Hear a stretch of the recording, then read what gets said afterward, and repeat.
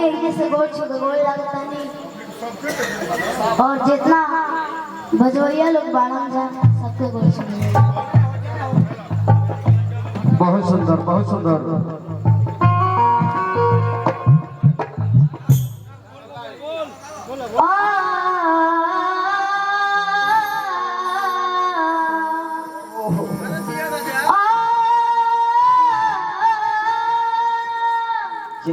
जय हो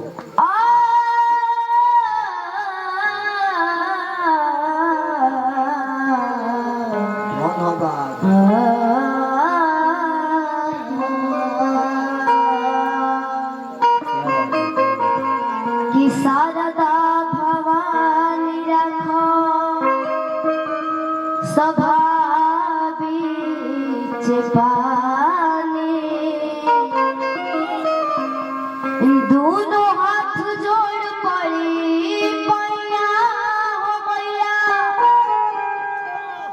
बुधिया में बानी दुखिया में दिन बानी तो बोला कोई पूरा पढ़ैया मैया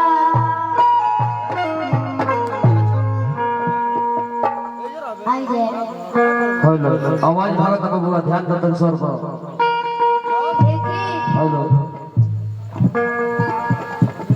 एगो बालक बने वो दुनिया में महान माई के जानत है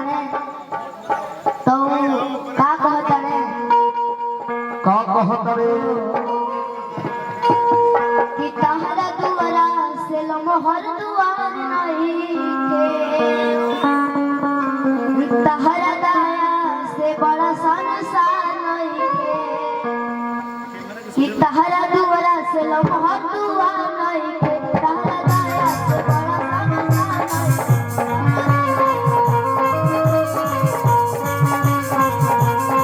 तहरा दुआरा से लमहर दुआर नहीं के तहरा दया से बड़ा संसार नहीं के तहरा दया से बड़ा संसार नहीं के माई भइलू बयार दिल जिंदगी सवार माई भइलू बयार दिल जिंदगी सवार तहरा मैया दसिरवा झुका होता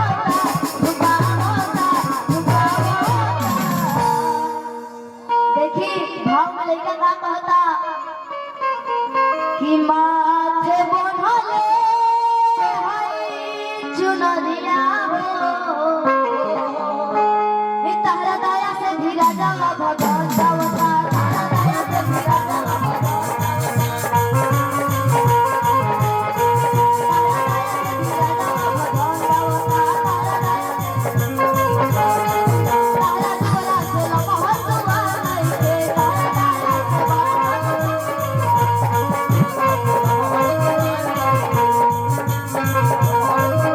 भइलू बयार दिल जिंदगी सवार माई भइलू बयार दिल जिंदगी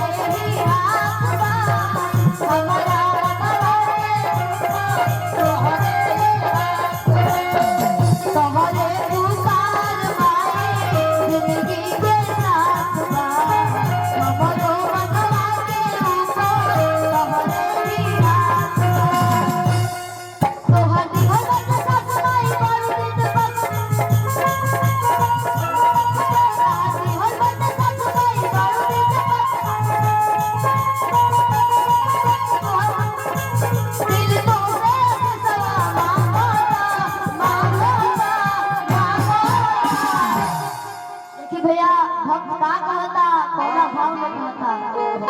कि माथे बंधले होई। देखिए भैया अच्छा लागत होई तो प्लीज एक बार ताली बजा के स्वागत करिए कि माथे बंधले होई चुनरिया हो कि तारा दया से धीरा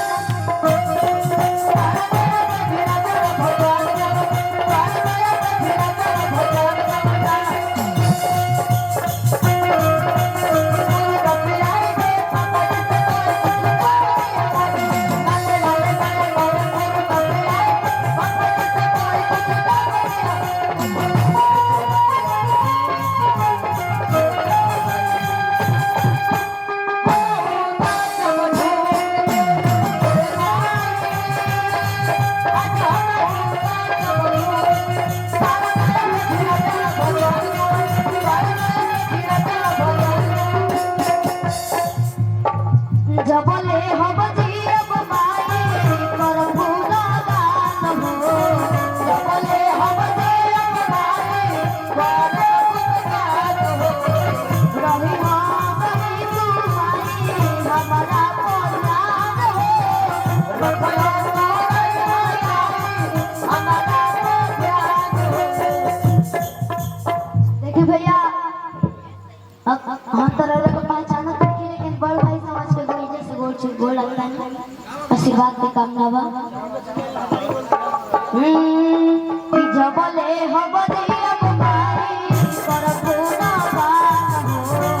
जबले हम दिया माई करबू गान हो रखी हो तू ऐसे माई हमारा पुराण हो अपने हमारा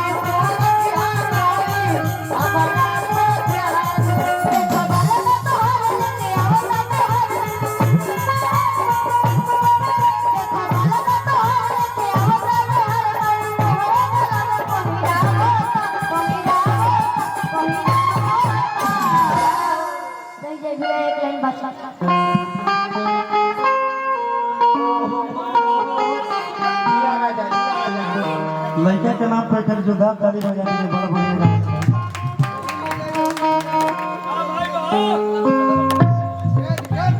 कि माथे बंधले होई चुनरिया हो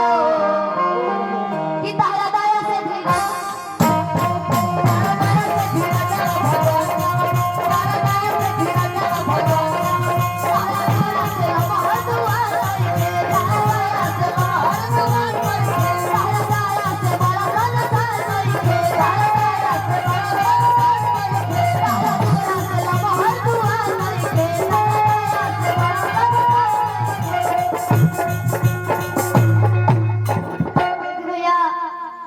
हमारे बड़ भाई राकेश भैया जी के तरफ से बहुत बहुत आशीर्वाद प्यार मिला था आशीर्वाद की कामना करो। देखिए एक कोर्स करने वाले भैया भी दिए आशीर्वाद की कामना करेंगे।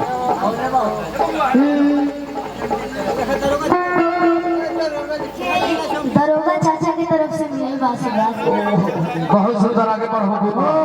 कि तारा दुआरा से लम्हा दुआ नहीं के तारा दुआरा से लम्हा दुआ नहीं के तारा दाया से बड़ा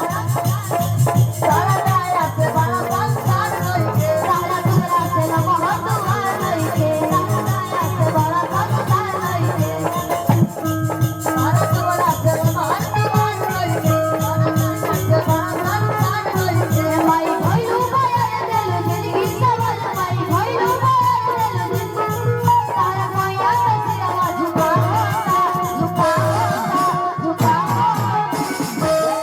कि माथे बंधले होई चुनरिया हो तारा दया से धीरा तारा दया से धीरा चला भैया तारा दया से धीरा चला भैया तारा दया से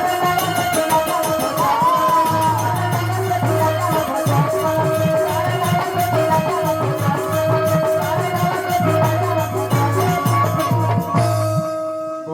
बहुत बहुत धन्यवाद।